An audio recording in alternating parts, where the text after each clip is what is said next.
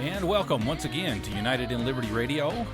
Dustin, the child of the Founding Fathers, Harris, here once again solo, at least for the first part of the program today. Joining me at the break will, of course, be Joe, the undocumented capitalist Solivas. Joe right now is taking care of business with the 12th principle of liberty. He remembers that the family is the core unit of a free society, and Joe, my hat goes off to you tonight. You're in the right place, doing the right thing. I think he's at one of his son's ball games, maybe his daughter's ball game. And he will be joining me in about 30 minutes. But I want to dive right into a curious story that popped up on the internet today.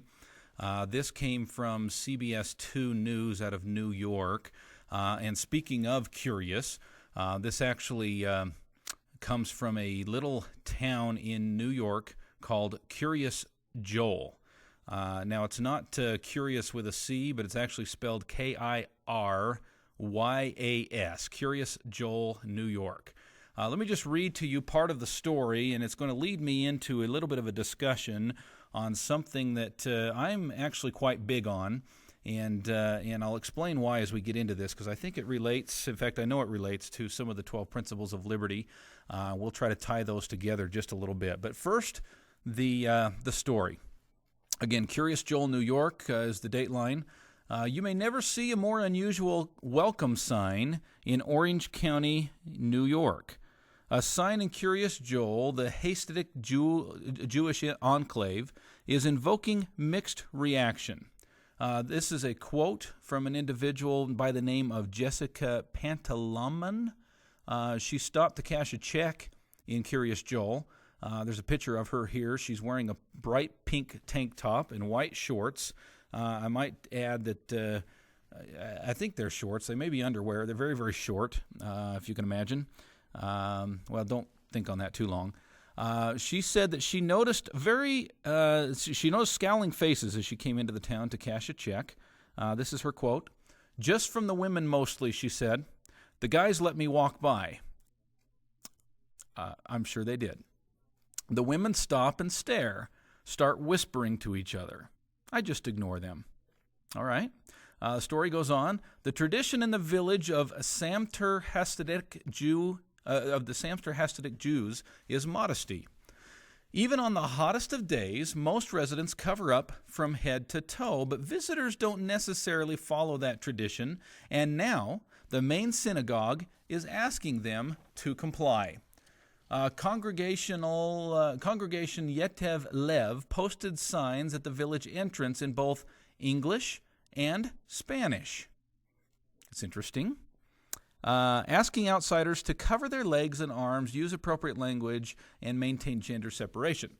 It doesn't say this in the story, but I pulled up the sign on the internet and wrote down verbatim what it says on the sign, and I'm going to read that to you. So as you come into this town in New York called Curious Joel, you get greeted with the following sign. The sign says, "Welcome to Curious Joel, a traditional community of modesty and values. In keeping with our traditions and religious customs, we kindly ask that you dress and behave in a modest way while visiting our community.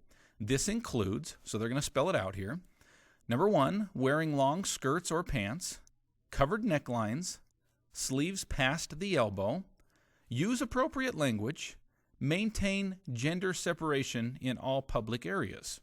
It's interesting. "Thank you for respecting our values, and please enjoy your visit." So I like the way it ends. All right, back to the story. "It's a way of respect," said one resident. In fact, most residents say it's simply a polite reminder to respect the local culture, and many visitors take the signs in that spirit. Quote, "It's nice to respect that people behave in such a way to respect their beliefs," said Barry Kaufman of Wantagh. "But the sign struck a sour note with some." Really? "They're telling us that we can't come into our community unless we dress a certain way," said Andia Parker, of an Orange County resident. "I feel like my constitutional rights are being violated," said Tyrone Wheeler, a day laborer in the village seeking work. I'm going to come back to that. A village trustee pointed out the signs said nothing about consequences for violating these guidelines because, get this, there are no consequences. We're not threatening anyone, said Rabbi Jacob Freund. Everybody is free to come in and be the same, like all other places in the United States. So dressing like Jessica Pantalanon may elicit a scowl, but it won't earn you a summons. A New York Civil Liberties Union has said that the signs were paid for privately and are not on public land, and they pass constitutional muster. Okay. Why do I bring this up? Most importantly, I think I bring this up because of the fact that I believe it really hits hard on the 12 Principles of Liberty, several of the 12 Principles of Liberty, which we will get into. I know some of you are just seething because of this story. How could they? How could they throw up a sign like that? How discriminatory. I want to come back to that word, discriminatory, for just a moment. Discrimination in the United States of America has a bad rap. The word discrimination in the United States of America is a negative word. It has a connotation that is different than other words. When you hear the word discrimination, you think bad, you think evil, you think anti-Semitic, you think anti-black, you think anti-gay, you think anti-woman, you think all kinds of things that are then attached to this word discrimination. Would you believe that I will publicly announce right here on the radio that goes to a nationwide audience? By the way, we're the 376,259th most listened to radio talk show in all of America right now. That means we are up one spot from last time I announced that. So exciting news here. We celebrated with some pie and ice cream earlier.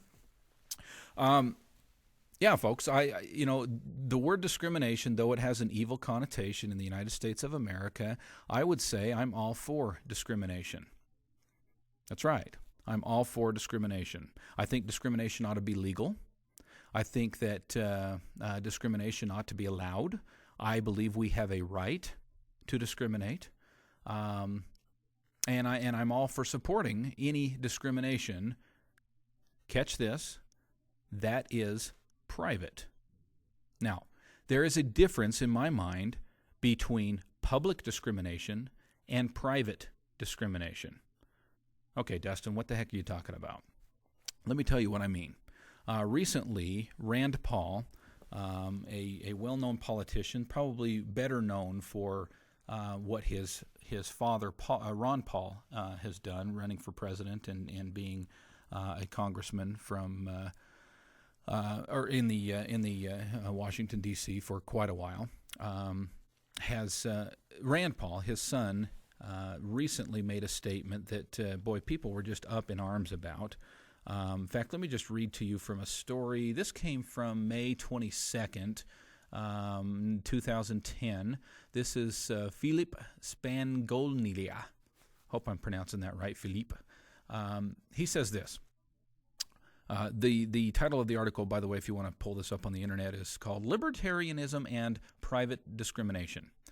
Prominent libertarian politician Rand Paul recently caused a stir by claiming that he didn't support parts of the Civil Rights Act of 1964, specifically the parts applying to non-discrimination legislation to private businesses. Like most libertarians, he believes that if a private restaurant owner, for example, wants to remove blacks from eating there, then it's their right to do so. Similarly, banks should be allowed not to lend to blacks. Real estate agents not to sell to blacks. Private homeowner groups should be able to band together and keep blacks out. Same when the targets are Jews, gays,